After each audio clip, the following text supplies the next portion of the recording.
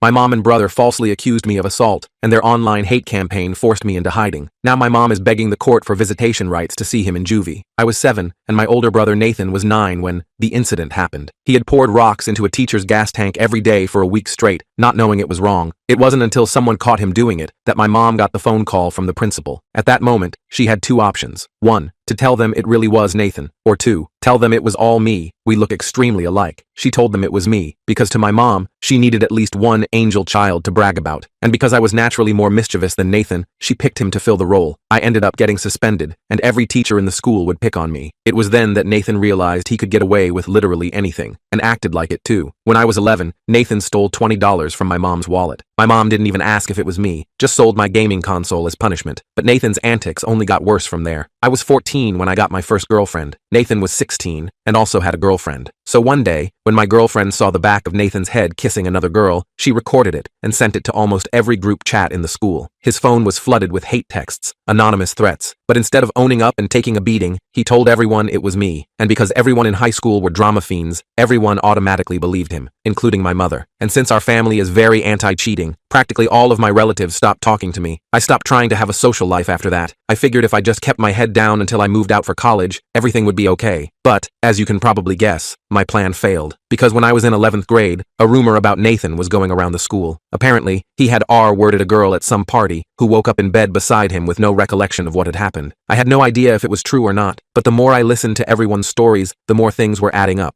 I began to hatch a plan to make him confess, but my plans were interrupted, because a week after the rumors were born, people were threatening to beat me up after school. Eggs were thrown at me as I walked home. It wasn't until one guy threw a punch during lunchtime that I realized what was going on. Nathan had somehow convinced everyone it was me. I went home early that day, not knowing what the F to do. I remember living with so much fear, I didn't even want to leave the house. But when the weekend came, things took a dark turn. I got a notification that I was tagged in a post on Instagram. But when I clicked it, my heart dropped. The account was anonymous, but was followed by nearly everyone in school. The caption was my home address, phone number, email, all followed by an in-depth description of who I had violated, and just how I had done it. I almost threw up with stress. My hands and feet were ice cold. I tried to scroll through my WhatsApp to see if there was anyone I could reach out to, but there was only one. The only person who didn't blame me for Nathan cheating on his girlfriend. My dad. I hadn't spoken to him in almost 10 years, but when I called, the first thing he asked was if I wanted to come over, and he'd pay for the Uber. I breathed a sigh of relief and left immediately. On the way there, I passed by 4 Toyota Corollas filled with angry 18-year-olds, all heading towards my house. Luckily, they didn't see me, and I knew I would be staying at my dad's for a while. When I got there, he didn't even ask why I had reached out. He just gave me a big hug and played Polar Express on the TV, my favorite Christmas movie from when I was 5. But the second Tom Hanks started narrating, I burst into tears. Tears soon turned into hyperventilation, and within 2 minutes, I was having a full-blown anxiety attack. I couldn't even speak, and just showed him the Instagram post. "Son, I know you wouldn't do that," he said. It was the first time someone had seen the good in me. I immediately calmed down, and he continued speaking. Apparently, my mom had always treated Nathan a lot better, and my dad always tried to stand up for me. But things quickly escalated, and whenever my dad would defend me, my mom would get violent, which was the reason for their divorce. I told him my mom said he used to hit her, which is why I never reached out. He just nodded, but the look in his eyes told me he understood and forgave me. It was the most love I had been shown in my life, so I started crying again. My dad assured me not to worry because he would handle everything, and I was in safe hands. I smiled, because back then, I didn't understand the weight of his words. I didn't know just how seriously he had meant them. He protected me so well that I didn't find out what he had done to Nathan and my mom until it was too late to be undone. I spent that first night at my dad's place just sleeping, like a real deep sleep I hadn't had in years. When I woke up Sunday morning, I had 37 missed calls and over 100 texts. Most were from guys at school threatening me. A few were from my mom demanding to know where I was. I turned my phone off and walked to the kitchen. My dad was making pancakes like it was a totally normal Sunday. He asked if I wanted chocolate chips in mine, and I almost started crying again. I couldn't remember the last time someone had cooked breakfast specifically for me. "We should probably talk about what's going on," he said, while I stuffed my face with pancakes. "But only when you're ready." I told him everything, not just about the recent stuff with Megan, but all of it. Every time Nathan had blamed me for something, every punishment I'd taken for him, every friend I'd lost. My dad just listened, occasionally asking questions, but never doubting me. When I finished, he looked really sad. "I knew your mother favored him, but I had no idea it had gotten this bad," he said. He explained that after the divorce, he'd tried to get custody of both of us, but my mom had convinced the judge he was dangerous. She had even coached Nathan to say Dad had yelled at us a lot. I was too young to testify, so I just went where my mom took me. What do we do now? I asked. I can't go back to school. Everyone thinks I'm some kind of monster. My dad thought for a minute. First, we need proof it wasn't you. Then we deal with Nathan. I wasn't sure what he meant by deal with Nathan, but honestly, I was just relieved someone was helping me. We spent Sunday figuring out where I'd been the night of Jake's party. I remembered I'd ordered pizza, so we found the receipt in my email. It was delivered at 9:30 p.m., right when people said the incident with Megan happened. I also had achievement timestamps from my PlayStation, showing I was playing Skyrim until 2 a.m. Monday morning, my dad called the school and told them I wouldn't be coming in for a while due to safety concerns. The attendance lady didn't seem surprised. Apparently, several parents had already called demanding the school do something about that Williams boy, meaning me. My dad took the day off work and helped me create a private Instagram account. We collected all my evidence, the pizza receipt, game timestamps, screenshots of texts I'd sent that night, and posted it all with a simple message. I wasn't at Jake's party. I was home playing video games. Whoever hurt Megan, it wasn't me. I sent the link to the 5 people from school who hadn't completely turned against me. They weren't really friends, just people from computer club who were neutral in all the drama. I asked them to share it if they believed me. By that afternoon, I had messages from 2 of them saying the post was spreading. A few people were starting to question the story. It wasn't much, but it was something. Tuesday, my dad went back to work, and I stayed in his apartment all day, alternating between anxiety and boredom. Around lunchtime,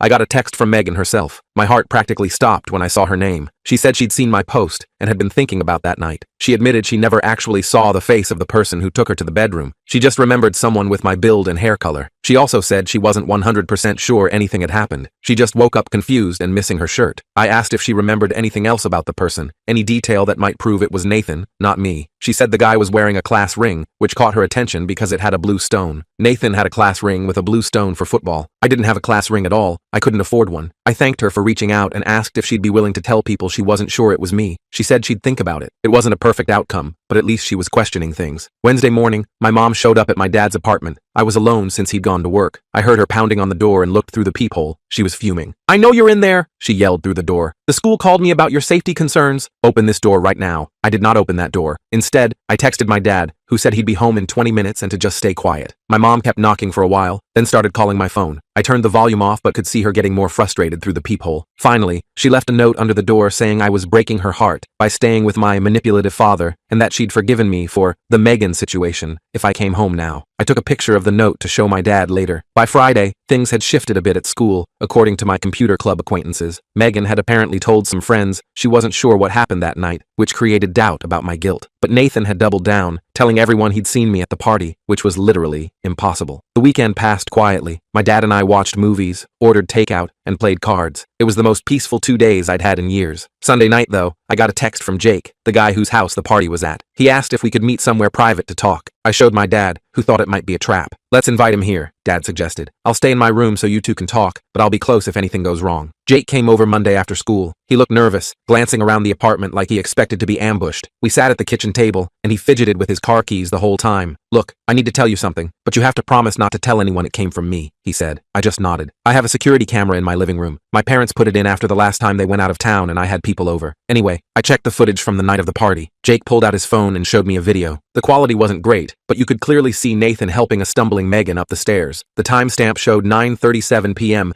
exactly when I was at home ordering pizza. "Why didn't you show this to anyone before?" I asked. Jake looked guilty. "Nathan's my friend, and honestly, everyone was so sure it was you. Plus, I'm not supposed to have parties when my parents are gone. If this got out, I'd be screwed." I asked if I could have a copy of the video. He hesitated but eventually airdropped it to me. Before he left, he made me promise again not to say where I got it. I agreed, even though I thought he was being a coward. As soon as Jake was gone, my dad and I watched the video again. It was definitive proof that Nathan was the one with Megan that night, not me. "This changes everything," my dad said. "We need to be strategic about how we use this." The next day, Dad took me to the police station. I was super nervous about it, but he said we needed to file a report about the online harassment and threats. The officer who took our statement didn't seem very interested until we mentioned the false assault allegations. That got her attention. We showed her the Instagram post with my address and the threatening messages I'd received. We also showed her my alibi evidence and the video from Jake's house, though we said it came from an anonymous source to protect Jake. The officer, Detective Palmer, took it all seriously. She said the online post with my personal information was definitely illegal, and the false allegations could be considered defamation. She asked if I wanted to press charges against whoever made the post. I didn't know what to say. The account was anonymous, and while I was pretty sure Nathan was behind it, I couldn't prove that part. My dad jumped in and said we mainly wanted the threats to stop so I could return to school safely. Detective Palmer said she'd look into it and would contact the school about the situation. Before we left, She also suggested I consider getting a restraining order against the people who had threatened me most seriously. That night, my dad and I talked about next steps. He suggested I could transfer to a different school to get a fresh start. The idea was tempting, but it also felt like letting Nathan win again. I want to clear my name, I said. I'm tired of taking the blame for his crap. My dad nodded like he'd expected that answer. Then we need to be smart about this. If we just post that video publicly, it could backfire. Nathan would claim it's doctored or find some other excuse. We decided to send the video to Megan first. She deserved to know the truth, and maybe she could help spread it. I messaged her asking if we could talk, and she agreed to meet at a coffee shop near my dad's place the next day. Seeing Megan in person was awkward. She looked uncomfortable, keeping her distance and choosing a table in the most public part of the cafe. I thanked her for meeting me and got right to the point. I have proof I wasn't at the party, I said, sliding my phone across the table with the video paused. She hesitated before taking it. I watched her face as she played the video. Her eyes widened, and she covered her mouth with her hand. That's your brother, she said quietly. I remember that hoodie. I nodded. I was home ordering pizza and playing video games. I have receipts and timestamps to prove it. Megan looked like she might cry. I'm so sorry. Everyone was so convinced it was you. Even Nathan said, Nathan lies, I said simply. He's been doing this our whole lives, blaming me for his mistakes. I've just never had proof before. She asked for a copy of the video, which I sent to her phone. Before she left, she promised to tell people the truth. I wasn't sure if that would be enough, but it was a start. The next day, everything exploded. Megan had posted the video on her Instagram with a long caption explaining that she'd been wrong, that it was Nathan in the video, not me. She apologized publicly for believing the rumors without evidence. My phone blew up with messages, some people apologizing,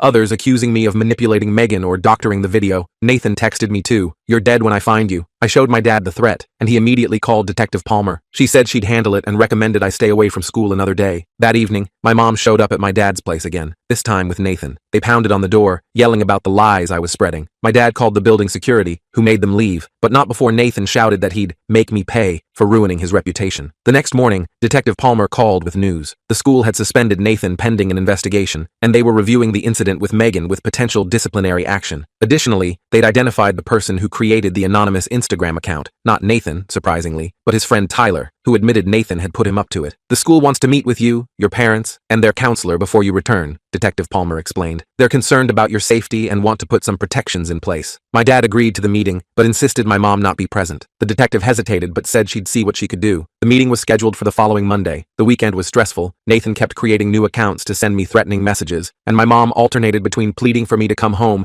and accusing me of trying to destroy her beautiful family. My dad stayed calm through all of it, helping me block accounts and documenting everything for Detective Palmer. Sunday night, he ordered my favorite pizza, and we watched stupid comedies until I fell asleep on the couch. Monday morning, we went to the school. The principal, Mr. Reynolds, met us in the conference room along with the school counselor, Ms. Chen, and Detective Palmer. My mom wasn't there, which was a huge relief. First, I want to apologize, Mr. Reynolds said. We should have investigated more thoroughly before allowing this situation to escalate. We failed you. Ms. Chen explained that they had spoken with several students who confirmed Nathan had been telling people it was me at the party. They had also reviewed the evidence I'd provided proving my alibi. We believe you were falsely accused, she said. We're prepared to make accommodations to ensure your safety when you return. The accommodations included changing my schedule to avoid classes with Nathan, providing a private space for lunch if needed, and having teachers check in regularly. They also said Nathan would remain suspended until the disciplinary board made a final decision. I asked what would happen to the guys who had threatened me. Mr. Reynolds assured me they were also facing consequences, though he couldn't give specifics due to privacy policies. Before we left, Detective Palmer pulled us aside. Tyler has agreed to cooperate fully. He's provided texts from Nathan instructing him what to post about you. This strengthens your case significantly. I felt a strange mix of vindication and dread. It was good to have proof, but I knew this wouldn't be the end of it. Nathan wouldn't just accept defeat and leave me alone. I was right. That night, Nathan showed up at my dad's apartment alone. He wasn't yelling this time. He asked calmly if we could talk. My dad was hesitant, but agreed to let him in after checking that he was actually alone. Nathan sat on our couch looking like he'd aged 10 years. His eyes were red, and he kept rubbing his hands together nervously. They're expelling me, he said quietly, and Megan's parents are pressing charges. I didn't know what to say. Part of me felt bad for him, but a bigger part remembered all the years of taking blame for his actions. Why did you do it? I finally asked. Not just the thing with Megan, but all of it. Making me take the fall every time. Ruining my life whenever you messed up. Nathan stared at the floor. I don't know. It was just so easy. Mom always believed me, and after a while it just became like automatic. I'd screw up and immediately think, I'll just say it was him. My dad stayed quiet, just watching us from the kitchen doorway. Did you ever feel bad about it? I pressed. Nathan shrugged. Sometimes, I guess. But then Mom would praise me for being her good boy, and I'd forget about it. Something about his casual attitude made my blood boil. Years of my life ruined, and he, sometimes, felt bad? I need your help, Nathan said, finally looking at me. If you tell everyone you forgive me, maybe they'll go easier on me. You're my brother. You have to help me. I almost laughed. After everything, he was still trying to manipulate me. No, I said, I don't have to help you. You didn't help me when everyone thought I was a predator. You encouraged it. Nathan's face changed then. The vulnerability vanished, replaced by the same cold look I'd seen that night after the incident when we were kids. You'll regret this, he said, standing up. You think you've won? This isn't over. My dad stepped forward. Yes, it is over, Nathan. You've done enough damage. If you threaten your brother again, there will be consequences. Nathan sneered at him. You weren't there for 10 years. Don't act like you're father of the year now. He stormed out, slamming the door behind him. My dad locked it and put a hand on my shoulder. You okay? He asked. I nodded, though I wasn't really. Nathan's visit had shaken me more than I wanted to admit. The next few days were tense. I didn't return to school yet, working on assignments from home while the administration finalized their safety plan. My mom called constantly, leaving voicemails alternating between begging me to help Nathan and accusing me of destroying our family out of spite. Friday afternoon, my dad came home early with a serious look on his face. Detective Palmer called me, he said. Nathan's been arrested. My stomach dropped. For what? Breaking into Jake's house and assaulting him. Apparently he blamed Jake for providing the video that got him in trouble. I sat down hard on the couch. Is Jake okay? Hospital, but stable. Broken nose, concussion. Nathan's being charged with breaking and entering an assault. I felt sick. This had all spiraled so far out of control. Part of me still cared about Nathan, despite everything. He was my brother, and something was clearly very wrong with him. What happens now? I asked. My dad sat beside me. Nathan will likely face juvenile detention. Your mom called me. She's beside herself, blaming everyone but Nathan. She wants you to come home. I'm not going back there, I said immediately. I know, and legally, you don't have to. You're 17. The courts typically consider the preference of children your age in custody matters. He paused. I'm going to file for emergency custody tomorrow. With everything that's happened, I think we have a strong case. For the first time in weeks, I felt a glimmer of hope. Maybe things could actually get better. Saturday morning, we got another surprise visit, this time from my Uncle Robert, my mom's brother. Unlike the rest of my extended family, Uncle Robert had always been kind to me, though he'd backed off after the cheating scandal with Amber. Can I come in? He asked when my dad opened the door. I want to talk to both of you. We sat at the kitchen table while Uncle Robert explained that he'd been following everything that happened. He'd seen Megan's post, heard about Nathan's arrest, and finally connected all the dots. I owe you an apology, he said to me. I should have realized something wasn't right. Nathan always had an explanation for everything, and your mom was so convincing. He trailed off, looking genuinely remorseful. Then he surprised me again. I'm here because I want to help, he said. Your mom is refusing to acknowledge any of this is real. She's telling everyone Nathan is being framed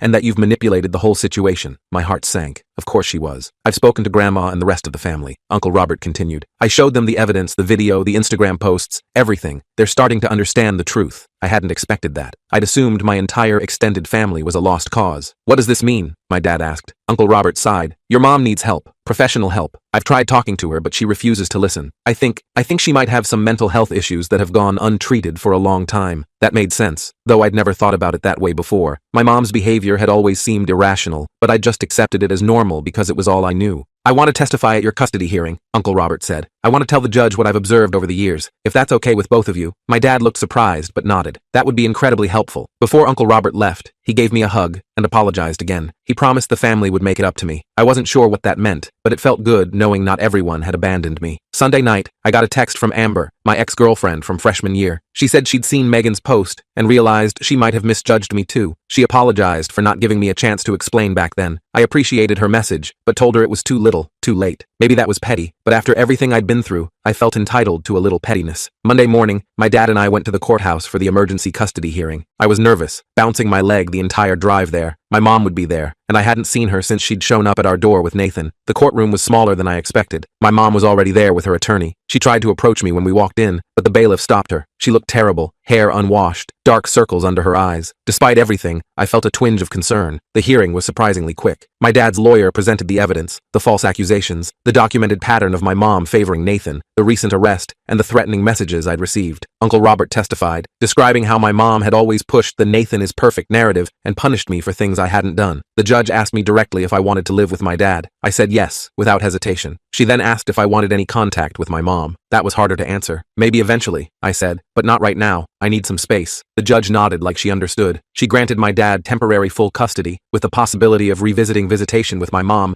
after 3 months of family counseling. As we were leaving, my mom tried to talk to me again. The bailiff let her approach this time. This isn't over, she said, echoing Nathan's words from earlier. You've turned everyone against me. My own family, my own son. My dad started to intervene, but I held up my hand to stop him. No, Mom, you did this yourself. You chose Nathan over me again and again. You let him hurt me. You helped him hurt me. I felt tears forming but pushed them back. I hope you get help. I really do, but I can't be around you right now. I walked away before she could respond. In the parking lot, my dad put his arm around my shoulders. I'm proud of you, he said simply. That afternoon, we met with Ms. Chen at school to finalize my return. With Nathan in juvenile detention and a restraining order in place, the immediate safety concerns were addressed. They'd also spoken to my teachers about the situation, so I wouldn't have to explain myself repeatedly. We can't control what other students say, Ms. Chen warned, but we've made it clear that harassment of any kind won't be tolerated. My first day back was Wednesday. It was weird and awkward, but not as bad as I feared. People stared and whispered, but no one approached me directly. A few people from computer club sat with me at lunch, acting like nothing had happened. I appreciated their silent support more than they knew. By Friday, things were starting to feel almost normal. Some teachers even went out of their way to be nice to me, which was a new experience. After school, Jake was waiting by my locker. His face was still bruised from Nathan's attack, with a bandage across his nose. Hey, he said awkwardly. I just wanted to say sorry for not coming forward sooner. I was scared of losing friends, which is pretty pathetic compared to what you went through. I told him it was okay. He'd eventually done the right thing, which was more than most people. Also, he added, there's going to be a party at my house next weekend. A proper one this time, my parents approved. You should come. I was surprised by the invitation. I'll think about it, I said, though I wasn't sure I was ready for parties yet. That night, I told my dad about Jake's invitation. He seemed pleased. It's good to have options, he said. You don't have to go if you're not comfortable, but it's nice to be included. I nodded, feeling strangely emotional. It's weird. For so long, I was just trying to survive until I could escape to college. Now I'm thinking maybe high school doesn't have to be completely awful for the next year and a half. My dad smiled. It doesn't, and whatever happens, we'll handle it together. I believed him. For the first time in years, I felt like I had a real future, one that wasn't defined by Nathan's lies or my mom's favoritism. The road ahead wouldn't be easy. Nathan would eventually get out of juvenile detention. My mom would probably keep trying to contact me, but I wasn't alone anymore. I had my dad, Uncle Robert, maybe even some friends eventually. I went to bed that night feeling something unfamiliar. Hope. Not just for escape, but for actual happiness. I didn't know exactly what my dad had planned for Nathan and my mom long term, but whatever it was, I trusted him to protect me. After all, he was the only one who ever had. The custody hearing was over, but I still felt on edge every time my phone buzzed. Part of me expected to see Nathan's name pop up with new threats, even though he was in juvie and technically couldn't contact me. My dad noticed me jumping at notifications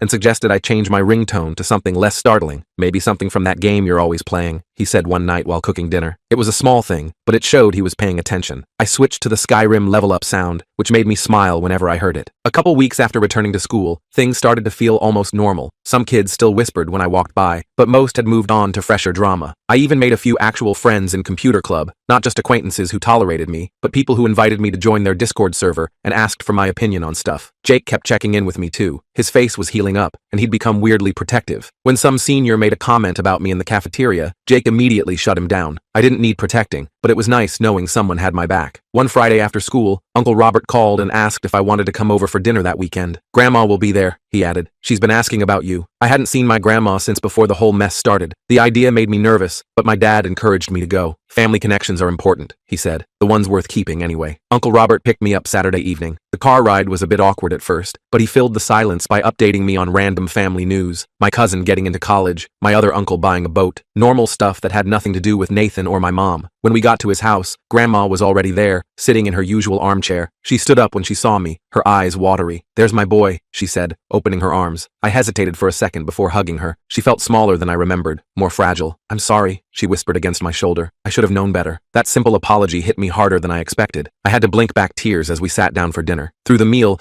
no one mentioned Nathan or my mom directly, but Grandma did ask how things were going with my dad. Really good, I told her. He's teaching me to drive on weekends. She nodded approvingly. Your grandfather taught me to drive, you know. Said I was a natural. After dinner, Uncle Robert pulled me aside. Your mom's been calling everyone in the family, he said quietly. She's trying to get people on her side for the permanent custody hearing. My stomach clenched. Is it working? He shook his head. Not like she hopes. Most people have seen the evidence, and Nathan's arrest was the final straw for many of us. Before I left, Grandma pressed something into my hand, a small key on a chain. This is for your grandfather's tackle box, she explained. He always meant for you to have his fishing gear when you were old enough. I think it's time. I knew what the gesture meant. In our family, Grandpa's fishing gear was practically sacred. It was her way of saying I was still part of the family, the real family, not whatever twisted version my mom had created. The next court date was set for 3 months out. My dad and I both started seeing therapists, him individually, and me with both individual and group sessions for teens dealing with family issues. I was resistant at first, but my therapist, Dr. Melissa, was surprisingly cool. She didn't make me talk about my feelings right away, just let me rant about video games until I felt comfortable. Your brother's actions reflect his issues, not your worth. she told me during one session. And your mother's inability to see the truth isn't your responsibility to fix. It sounded simple when she said it, but actually believing it was harder. 17 years of being the family scapegoat doesn't disappear overnight. Meanwhile, my dad was handling the legal stuff with his attorney. They were pushing for permanent full custody with supervised visitation for my mom,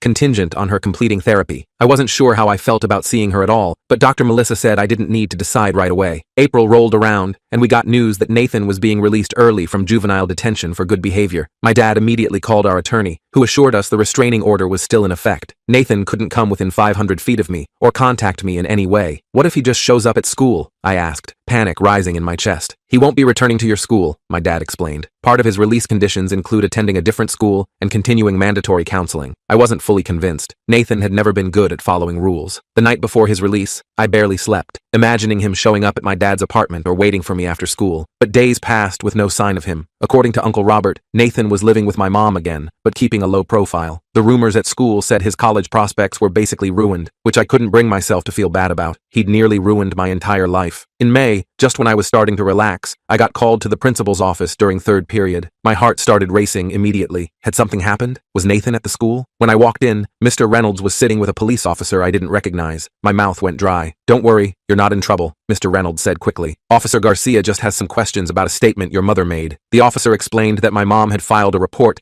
claiming my dad was abusive and that I was in danger living with him. My jaw literally dropped. After everything, she was still trying to lie about my dad. She provided some photos of bruises she claims were caused by your father during visitations, Officer Garcia said, watching my face carefully. That's impossible, I said immediately. I haven't had any visitation with my mom since the temporary custody order. I haven't even seen her. I pulled out my phone and showed him my calendar, where I'd been logging therapy appointments and activities with my dad, a suggestion from Dr. Melissa to help establish a sense of stability. The officer nodded, taking notes. Your mother also claims your father coached you to lie about your brother, he added. I didn't even try to hide my frustration. Officer, my brother confessed to multiple people that he blamed me for things he did. It's all documented, and he literally got arrested for assaulting someone who provided evidence supporting me. After answering more questions, the officer seemed satisfied. Before leaving, he told me they had to investigate all claims, but my statement would be noted. Mr. Reynolds apologized for the disruption and wrote me a pass back to class. I called my dad immediately after school. He wasn't surprised. His attorney had already been contacted about the allegations. It's a desperate move, he said calmly. She knows the permanent custody hearing is coming up, and she's running out of options. I started having nightmares again after that. Dreams where I was back in my old house, with Nathan smirking at me from the doorway of my room. Dr. Melissa suggested I write down the dreams to take away their power, which sounded dumb, but actually helped a little. A week before the custody hearing, I got an unexpected email from Megan. We hadn't really talked since she'd posted the video clearing my name. The subject line was simple. Thought you should know. Megan explained that Nathan had reached out to her, supposedly to apologize. But during their conversation, he'd tried to convince her that I had manipulated the video evidence and turned everyone against him out of jealousy. I just wanted you to be aware, she wrote. I didn't believe him, obviously, but I thought you should know he's still trying to blame you. I forwarded the email to my dad and our attorney. They added it to the growing file of evidence showing the pattern of behavior from both Nathan and my mom. The day of the hearing arrived with a knot in my stomach that wouldn't go away. My dad made pancakes again, trying to establish it as our good luck ritual. I appreciated the effort but could barely eat. The courthouse felt more familiar this time, though no less intimidating. My mom was already there with her attorney and, surprisingly, Nathan. He wasn't supposed to testify since he was still a minor with a recent criminal record, but I guess they thought his presence might influence the judge somehow. Nathan didn't look at me when we entered. He stared straight ahead, hands folded in his lap. My mom, on the other hand, kept trying to catch my eye, giving me these pleading looks that made my skin crawl. The hearing started with my dad's attorney presenting the evidence we'd gathered since the temporary order, including my consistent attendance at therapy, improved school performance, and stable home environment. Then came the bombshell. She introduced Megan's email and 3 similar messages from other students, all showing Nathan's continued attempts to blame me. When my mom's attorney cross-examined my dad, he tried to paint him as an opportunist who had swooped in after years of absence. My dad stayed calm, explaining that he'd sent birthday cards, Christmas gifts, and child support consistently for 10 years, despite being blocked from seeing me. I never stopped trying to be part of my son's life, he said. I just wasn't allowed to be. They called me to testify next. I'd practiced with Dr. Melissa, but my hands still shook as I took the oath. The judge, a different one from the emergency hearing, asked me to describe my current living situation and how I was adjusting. It's good, I said, trying to sound more confident than I felt. I have my own room, I'm doing better in school, and I'm making friends again. My dad and I cook dinner together most nights, and he's teaching me practical stuff like changing oil in a car. My mom's attorney tried to get me to admit I missed my family, that I was just angry and would get over it eventually. I took a deep breath before answering. I do miss parts of my old life, I admitted, but I don't miss being blamed for things I didn't do. I don't miss being punished for Nathan's mistakes, and I don't miss my mom choosing him over me every single time. I saw my mom flinch from the corner of my eye, but I kept going. My dad believes me when I tell him the truth. He doesn't assume I'm lying. Do you know how huge that is after living your whole life with people assuming the worst about you? The judge asked if I wanted any contact with my mother or brother. Maybe someday with my mom, if she gets help and actually acknowledges what happened, I said. But not with Nathan. Not after everything. As I stepped down,